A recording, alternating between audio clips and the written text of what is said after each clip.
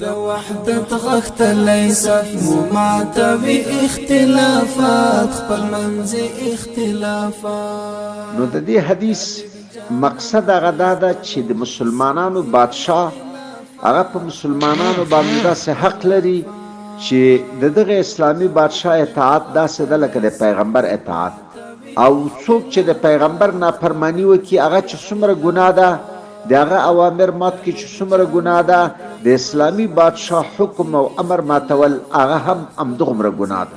نو په مسلمانانو باندې لازم ده که هغه د امارت اسلامي داخل مشران وي او داخل مامورین وي، کارکنان وي، او که د افغانستان عام مسلمانان وي چې د موجوده امارت اسلامي د امیر پرا اطاعت وکړي او د هغه د حکم پرا تابعداري وکړي، او ور باندې لازمه ده چې هغه کوم حکم وکړي او په مملکت کې کوم فرمان صادر کړي، په مسلمانانو باندې لازم ده چې د هغه اطاعت وکړي، او که چیرته د هغه اطاعت ونه کړلو بلکې نافرمانی وکړله نو دا د ځان سره ومني چې دا عین د پیغمبر صلی الله علیه وسلم نافرمانی ده، او د پیغمبر نافرمانی دا د الله نافرمانی ده، د خالق نافرمانی ده چې ځمکه او اسمان پیدا کړی.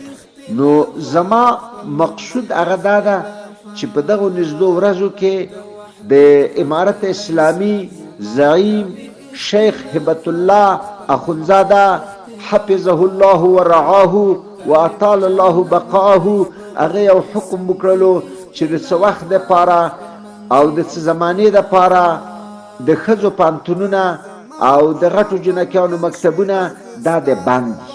نو دا حکم عین د شریعت مطابق ده او عین شریعت ده، دا د فرمان د عین د شریعت د اصول سره مطابق فرمان ده. او ډیر خلک دا خبرې کوي چې علم فرض ده په نر او ښځه، هغه علم چې فرض ده په نر او ښځه باندې نو یو اندازه چې د دین قیام پې کوي هغه اندازه علم هغه د شریعت علم ښیي، هغه فرض عین ده. او دومره علم د شریعت چې خلکو ته پې فتوا ورکړي خلکو ته نه په ورسوي دا فرض کفایي ده. او هر چې دنیوي علوم دي لکه ډاکټري، انجینري، اقتصاد او همداسې نور لکه متعدد چې څومره شعبې دي او په هغوی کې دنیوي علوم زده کېږي، شک نشته چې دا هم فرض کفایي دی. خو د فرض کفایي په مقصد باندې تاسو ځان پوه کړئ. د دې مقصد هغه دا ده چې د مجموعه خلکو دپاره لازم ده چې په دې کې به داسې یو څوک وي چې هغه به دا لکه مطلب زده کوي دا علوم په مجموعه خلکو کې د هر سړي دپاره جدا جدا دا مباح ده.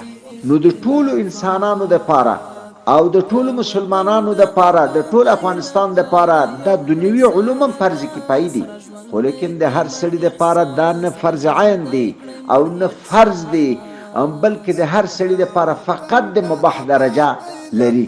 د ښځې دپاره مباح، د سړي دپاره مباح، صرف د اباحت درجه د مجموعه دپاره فرض کفایي دي.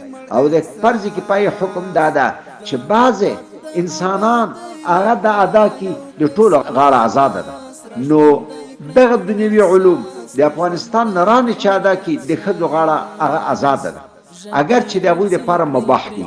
خو لیکن په دې وخت کې چې دا د فتنو وخت ده، د بېحیایي وخت ده، د بېحجابي وخت ده، د دوی دپاره دغه مباح شی د دې عوارضو د وجې نه مکمل ناروا او حرام اندازې ته رسېدلي دي چې باید دوی لکه مطلب غټې جنکیانې د مکتب نه منې شي او د پانتونونو نه منې شي او پانتون لکه مطلب ونیول شي، ځکه بېحجابي بلکل خپل اوج ته رسېدلی ده. او همدغه ذرایع او اسباب د بېحجابۍ دي او دا ذرایع او اسباب هغه د بدکارۍ دي، د خرابۍ دي.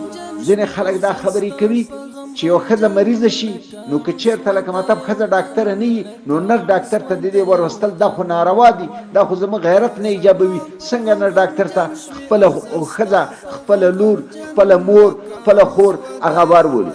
نو مسلمانانو په دې باندې ځان پوه کوي چې د ټولو نه زیات غیرتي هغه د پروردګار ذات ته، الله پاک د ټولو نه زیات غیرتي ده.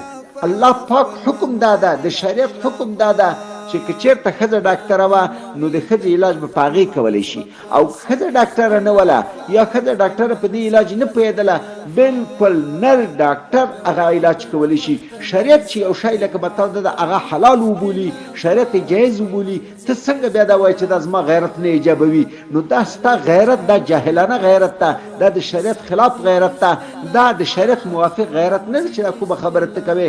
الله پاک د ټولو نه غیرتي ذات ده، هغه د دې جواز کړی ده. ته څنګه دا وایې دا سنمیږي چې دا ناروا ده او دا لکه مطلب هغه نه ده صحیح. دا وطن د آبادۍ لپاره یو کړئ سره لاس، را ژوندی کړئ مړ احساس، را ژوندی کړئ مړ احساس. ژبې غوڅې کړئ پرې څوک چې خپروي اختلافات، خپل منځي اختلافات. ژبې غوڅې کړئ پرې څوک چې خپروي اختلافات، خپل منځي اختلافات.